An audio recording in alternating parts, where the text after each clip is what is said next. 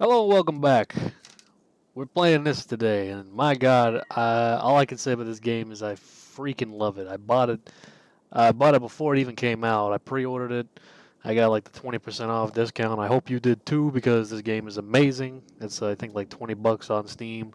I played it a little bit to get the hang of the combat system, which is pretty complex. So let's start a new game and head right on in. This story in the Banner Saga changes based on the choices you make. You will occasionally switch between lead characters, witnessing the story unfold from different perspectives. I don't know if you can see that screen because of the loading, but that's what it said. The gods are dead. In their wake, man and giant survive through a tenuous alliance, driving black destroyers called Dredge deep into the northern wastes. Now is an era of growth and trade. Life goes on.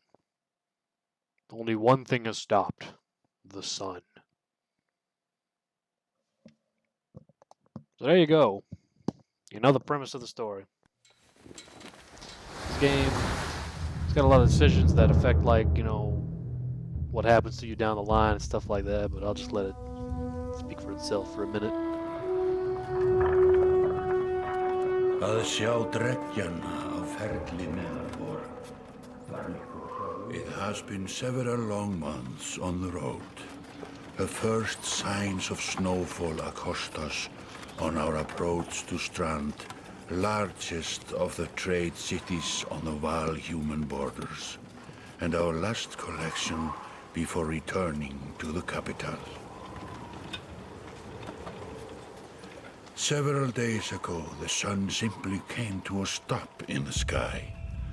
Though during these long winter days, none of us can be certain how long it has been this way. Some of the men in the caravan have taken it as a dire omen. I am not quick to superstition, but I myself will be glad to be done with this year's rounds. We have been warned by stranded travelers about brigands on the path through Ridgehorn, our road home. Our captain seems unconcerned. Perhaps he is as eager as I to be done here. We will rest here this day and inquire further when we speak to the governor.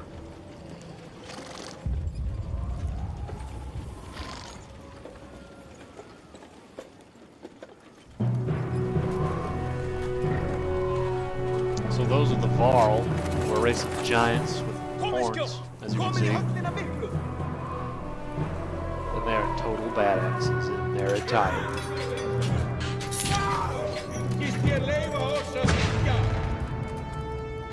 So this is a town that is like a trading post in the human settlements. The Varl come here and trade and all that, but they're currently under attack by someone trying to take the crown, or I don't know exactly what they are. Not kings. It's not a king in charge of the place, but whoever's in charge, there's someone trying to take over. And we come in and we're like, hey. Alright,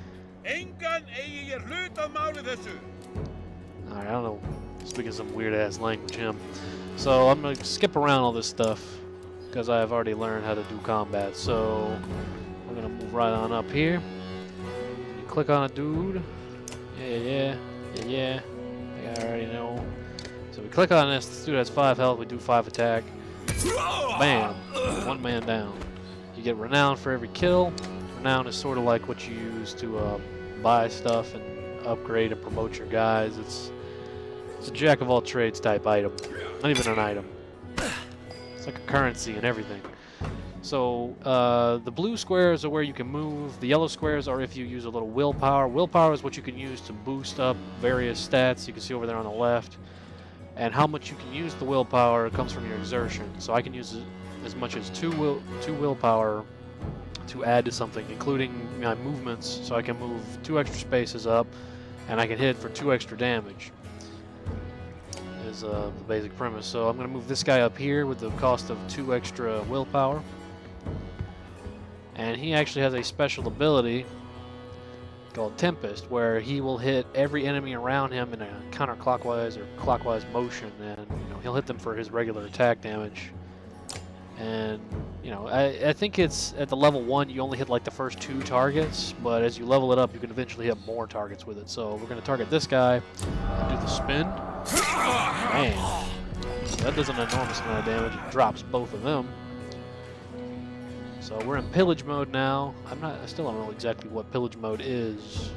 When there's only one enemy left, players enter pillage mode. During pillage mode, each character moves in order, and there are no more guaranteed turns. As best I can tell, we just get to move all our guys instead of having to wait a turn for them to go. Because what it would normally do is I make a move, they make a move, I make a move, back and forth like that. So the chieftain there makes he wastes his last turn by I don't know what he did there. He rested to get an extra willpower back. So he has no defense and 9 health. We hit for 8, but we can use a willpower to boost that up to 9, thanks to our exertion. And we can hit him just enough to finish him off. So that's the basics of combat, the absolute basics. It's infinitely more complex than that, which you find out much later because, you know, it goes 0 to shit for the next battle. I've played a little bit in, a little bit in. I didn't want to go too far. So anyway, let's get on with it. Like a rabid wolf, that one. How did it come to this? We fool ourselves believing that peace will last. My grandfather built all this from a poor fishing village, you know.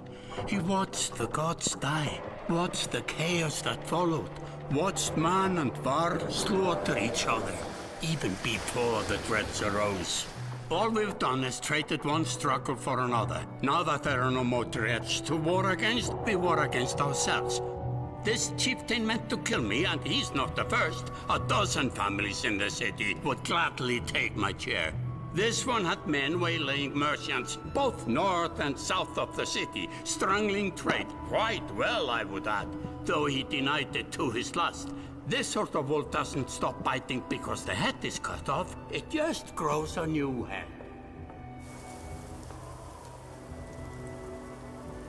I'm in a bad way, my friend. Help me finish this fight, and I'll gladly send you on your way with double our king's tithe. Take any men you need. They're loyal, I promise you that. They will meet you down in the proving grounds.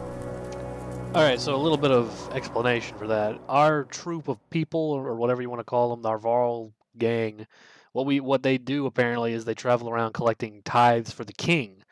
And what he just agreed is that if we help him get rid of his, his little bandit problem, he will give us double the tithes. You're approached by a familiar man who walks in step with you as you're leaving the Great Hall. He cuts to the chase. Eric, steward of Strand. I manage the governor's business. Uben, isn't it? It is. The governor tells me you'll be giving us a hand. Seems a bit chaotic around here. What did you have in mind? I didn't exactly agree. What did you have in mind, Eric? Scaffoldings that you didn't hack up in the Great Hall scattered after you took out their chieftain. The governor just wants to make sure they stay down. Was hoping you'd join me at the marketplace by the docks. If there's anyone left to worry about, I know who can tell us.